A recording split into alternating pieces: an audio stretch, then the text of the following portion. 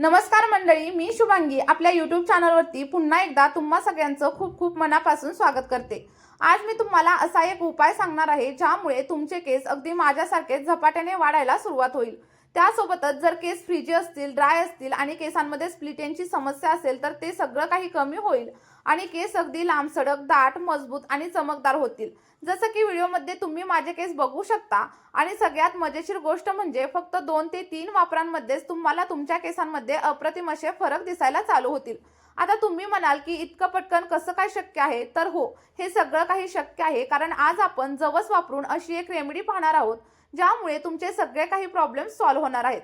जवसाला काही लोक आळशी म्हणतात तर काही लोक फ्लॅक्सीड्स असं देखील म्हणतात आणि हे जवस आपल्या शरीरासाठी अतिशय फायदेशीर असतं हे तर तुम्हाला माहित असेलच। पण जवस जेवढं आपल्या शरीरासाठी फायदेशीर असतं त्यापेक्षाही जास्त आपल्या केसांसाठी आणि आपल्या त्वचेसाठी फायदेशीर असतं कारण यामध्ये भरपूर प्रमाणात ओमेगा 3 फॅटी ॲसिड्स असतात जे आपली स्कॅल्प निरोगी ठेवण्यासाठी हेल्प करतात आणि जर आपली स्कॅल्प हेल्दी असेल तर केसांची मुळं देखील घट्ट राहतात आणि त्यामुळे केस गळती देखील कमी होते। चला तर मग आता जास्त वेळ न घालवता ही रेमेडी कशा प्रकारे तयार करायची ते आपण पाहूयात। पण त्या अगोदर चॅनलवरती नवीन असाल तर लगेच चॅनलला सबस्क्राइब करा आणि व्हिडिओ जर तुम्हाला आवडला तर व्हिडिओला एक लाईक करायला अजिबात विसरू नका। आणि तुम्ही आपला हा व्हिडिओ कोणत्या गावामधून किंवा मग कोणत्या शहरामधून पाहताय हे देखील मला कमेंटमध्ये सांगायला विसरू नका। बघा, आपल्याला इथं साधारणतः 2 चमचे एवढ्या फ्लॅक्सीडचा म्हणजेच आळशीच्या बियांचा वापर आपली रेमेडी बनवण्यासाठी करायचा आहे। रेमेडी बनवण्यासाठी सर्वात अगोदर आपल्याला जाड बुडाचं स्टीलचं भांडं घ्यायचं आहे। लक्षात ठेवा, तुमच्याकडे जर स्टीलचं भांडं नसेल तर दुसरं कोणतंही भांडं तुम्ही घेतलं तरी देखील चालेल, फक्त ॲल्युमिनियमच्या भांड्याचा वापर आपली ही रेमेडी बनवण्यासाठी अजिबात करू नका। त्यानंतर साधारणतः 2 चमचे एवढं जवस आपल्याला ही रेमेडी बनवण्यासाठी घ्यायचं आहे। जर तुम्ही आपली ही रेमेडी पहिल्याच वेळेस ट्राय करत असाल तर तुम्हाला 2 चमचे नाही तर 3 चमचे जवसाचा वापर आपली रेमेडी बनवण्यासाठी करायचा आहे कारण जर तुम्ही असं केलं तर तुम्हाला तुमच्या केसांवरती अप्रतिम असे बदल पाहायला मिळतील। आता जवस ऍड केल्याच्या नंतर आणखी एक महत्त्वाचा घटक आपल्याला याच्यामध्ये ऍड करायचा आहे आणि ते म्हणजे कलौंजी। बघा, कलौंजीला बरेच लोक काळे तीळ म्हणतात किंवा मग काही लोक ब्लॅक सीड्स असं देखील म्हणतात आणि साधारणतः 1 चमचा एवढी कलौंजी आपल्याला आपल्या या रेमेडीमध्ये वापरायची आहे। कलौंजीमुळे आपले केस अगदी झपाट्याने वाढायला सुरुवात होते आणि त्यासोबतच जर तुम्हाला पांढऱ्या केसांची समस्या असेल किंवा मग प्री मॅच्युअर ग्रे हेअरची समस्या असेल तर या सगळ्या काही समस्या कमी होण्यासाठी हेल्प होत असते।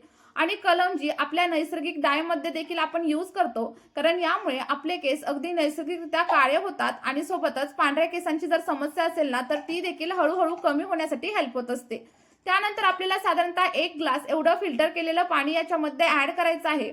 लक्षात ठेवा, खाऱ्या पाण्याचा किंवा मग बोरिंगच्या पाण्याचा वापर आपली ही रेमेडी बनवण्यासाठी अजिबात करू नका कारण जेव्हा खारं पाणी आपण आपल्या केसांवरती वापरतो तेव्हा कोंड्याची समस्या जास्त प्रमाणावरती जाणवायला लागते आणि त्यामुळे हेअर फॉल देखील नक्कीच वाढू शकतो। त्यानंतर आपल्याला सगळं काही पाणी गॅसवरती ठेवायचं आहे आणि ठेवल्याच्या नंतर व्यवस्थित असं मिक्स करून घ्या आणि मिक्स केल्याच्या नंतर अगदी 10 ते 12 मिनिटांसाठी आपल्याला सगळं काही पाणी व्यवस्थित असं उकळवून घ्यायचं आहे।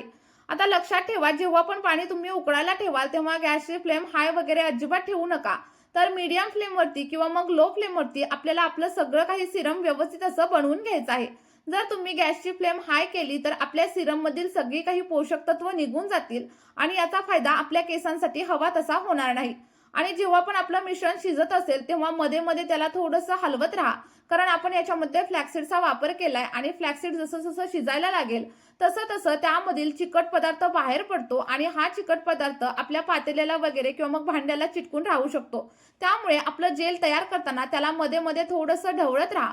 आणि आता तुम्हाला प्रश्न पडलेला असेल की हे पाणी नक्की किती वेळ उकळायचं? तर बघा, साधारणतः 10 ते 12 मिनिटं आपल्याला हे पाणी उकळायचं आहे आणि जोपर्यंत आपण घेतलेलं पाणी अर्ध होत नाही आणि आपल्या पाण्याची कन्सिस्टन्सी जेलमध्ये कन्वर्ट होत नाही तोपर्यंत आपल्याला सगळं काही पाणी व्यवस्थित असं उकळवून घ्यायचं आहे। आणि जेव्हा तुम्हाला वाटेल की आपलं पाणी आता जेलच्या कन्सिस्टन्सीमध्ये आलेलं आहे तर त्यावेळी गॅसची फ्लेम ऑफ करा आणि आपलं पाणी थंड वगैरे होण्यासाठी अजिबात ठेवू नका तर आपल्याला हे सगळं काही जेल गरम असतानाच गाळून घ्यायचंय कारण जेव्हा जेल थंड होतं तेव्हा ते गाळलं वगैरे अजिबात जात नाही आणि मग तुम्हाला खूप जास्त प्रमाणात प्रॉब्लेम्सला फेस करावं लागेल। त्यामुळे गरम असतानाच एखाद्या गाळणीच्या साह्याने किंवा मग कॉटनच्या कापडाच्या साह्याने आपल्याला सगळं काही जेल व्यवस्थित असं गाळून घ्यायचं आहे। आणि गाळल्याच्या नंतर तुम्ही तर बघू शकता आपलं जेल अगदी व्यवस्थित असं रेडी झालेलं आहे आणि हे रेडी झालेलं जेल आपल्याला डायरेक्टली आपल्या स्कॅल्पवरती अजिबात अप्लाय करायचं नाहीये, तर याला व्यवस्थित असं थंड होऊ द्यायचं. आणि थंड झाल्यानंतर हे जे जेल आहे ते थोडं थोडं घट्ट व्हायला लागतं आणि त्यावेळेला आपल्याला याच्यामध्ये आणखी 2 ते 3 गोष्टी ऍड करायच्या आहेत. तुम्ही इथं बघू शकता आपलं जेल पूर्णपणे रेडी झालेलं आहे आणि याची कन्सिस्टन्सी आता तुम्हाला थोडीशी पातळ वाटत असेल, कारण आपलं जेल थोडंसं गरम आहे आणि जेव्हा हे पूर्णपणे थंड होईल तेव्हा याची कन्सिस्टन्सी घट्ट होईल आणि हे आपल्या केसांवरती अप्लाय करण्यासाठी पूर्णपणे रेडी होईल. जेव्हा तुम्ही आपलं हे जेल केसांवरती अप्लाय कराल तेव्हा तुम्हाला मार्केटमधील कोणतंही महागडं असं जेल वापरण्याची अजिबात गरज लागणार नाही आणि त्यासोबतच तुम्हाला पार्लरमध्ये जाऊन महागडे असं स्मूथनिंग किंवा मग कॅरेटिन ट्रीटमेंट करण्याची देखील गरज लागणार नाही, कारण आपलं हे घरगुती सिरम केसांवरती अगदी स्ट्रेटनिंगचा इफेक्ट आणतं आणि सोबतच केस अगदी सॉफ्ट, सिल्की आणि चमकदार बनवण्यासाठी देखील हेल्प करत असतं. त्यानंतर आपल्याला याच्यामध्ये 1 चमचा एवढा ॲलोवेरा जेल ऍड करायचा आहे. बघा, जेव्हा आपण याच्यामध्ये ॲलोवेरा जेल ऍड करतो तेव्हा याचे जे काही इफेक्ट असतात ते आपल्याला डबल प्रमाणात भेटत असतात. लक्षात ठेवा, इथं तुम्हाला प्लांट बेस्ड ॲलोवेरा जर तुमच्याकडे अवेलेबल असेल तर तुम्ही त्याचा देखील वापर करू शकता, किंवा मग जर तुमच्याकडे प्लांट बेस्ड ॲलोवेरा नसेल तर तुम्ही माझ्यासारखं मार्केटमधील ॲलोवेरा जेलचा देखील नक्कीच वापर करू शकता. बघा, जेव्हा आपण याच्यामध्ये ॲलोवेरा जेल ऍड करतो तेव्हा केसांवरती एक नैसर्गिक अशी चमक येते आणि केस अगदी सॉफ्ट आणि सिल्की बनण्यासाठी हेल्प होते. त्यानंतर आपल्याला याच्यामध्ये साधारणतः अर्ध्या लिंबाचा रस देखील ऍड करायचा आहे, कारण जेव्हा आपण याच्यामध्ये लिंबाचा रस ऍड करतो तेव्हा आपल्या केसांमधील कोंडा आणि सोबतच इचिंगची समस्या हळूहळू कमी होण्यासाठी खूप जास्त प्रमाणात हेल्प होत असते. आणि जेव्हा आपल्या केसांमधील कोंडा कमी होतो, केसांमधील इचिंग कमी होते, तेव्हा केसांची मुळं घट्ट होतात आणि सोबतच आपली केस वाढण्यासाठी देखील आपल्याला हेल्प होत असते. आता बघा, आपले सगळे काही घटक व्यवस्थित असे मिक्स करून घ्यायचे आहेत आणि त्यानंतर आपला अगदी नैसर्गिक असा हेअर जेल इथं रेडी झालेला आहे. आता तयार झालेलं जेल केसांमध्ये कशा प्रकारे अप्लाय करायचं हे पाहणं देखील तेवढंच गरजेचं आहे, कारण जर तुम्हाला अप्लाय करण्याची योग्य पद्धत माहीत नसेल तर हवे तसे रिझल्ट देखील तुम्हाला अजिबात भेटणार नाही. अप्लाय करण्याच्या अगोदर आपल्याला सगळे काही केस व्यवस्थित असे डिटँगल करून घ्यायचे आहेत. केसांमध्ये कोणत्याही प्रकारचा गुंता वगैरे असायला नको आणि त्यानंतर अगदी हलक्या हाताने आपल्याला सगळं काही जेल केसांच्या मुळांवरती अप्लाय करायचं आहे. अप्लाय केल्याच्या नंतर अगदी 5 ते 6 मिनिटं हलक्या हाताने मसाज करा आणि त्यानंतर हे जेल केसांच्या संपूर्ण लेंथवरती देखील अप्लाय करा. असं केल्यामुळे जर तुम्हाला स्प्लिट एंडची समस्या असेल तर ती देखील हळूहळू कमी होण्यासाठी हेल्प होईल. अप्लाय केल्यानंतर साधारणतः अर्धा तास हे जेल केसांवरती असंच राहू द्या आणि अर्ध्या तासानंतर तुम्ही अगदी माइल्ड शॅम्पूने आणि सोबतच थंड पाण्याने हेअर वॉश करू शकता. लक्षात ठेवा, हेअर वॉश करताना गरम पाण्याचा वापर केसांवरती अजिबात करू नका, नाहीतर पुन्हा एकदा तुमचे केस ड्राय होतील, फ्रीझी होतील आणि तुम्हाला खूप जास्त प्रमाणात स्प्लिट एंडची समस्या देखील जाणवायला लागेल. त्यामुळे लक्षात ठेवा, नेहमी थंड पाण्यानेच हेअर वॉश करा किंवा मग कोमट पाण्याने तुम्ही करू शकता. आणि जेव्हा तुम्ही शॅम्पू स्कॅल्पवरती अप्लाय कराल तेव्हा शॅम्पू डायरेक्ट स्कॅल्पवरती अप्लाय करू नका, तर पाण्यामध्ये डायल्यूट करा आणि त्यानंतरच केसांवरती वापरा. असं केल्यामुळे अगदी 1 ते 2 महिन्यांमध्येच तुमच्या केसांवरती तुम्हाला अप्रतिम असे बदल जाणवतील.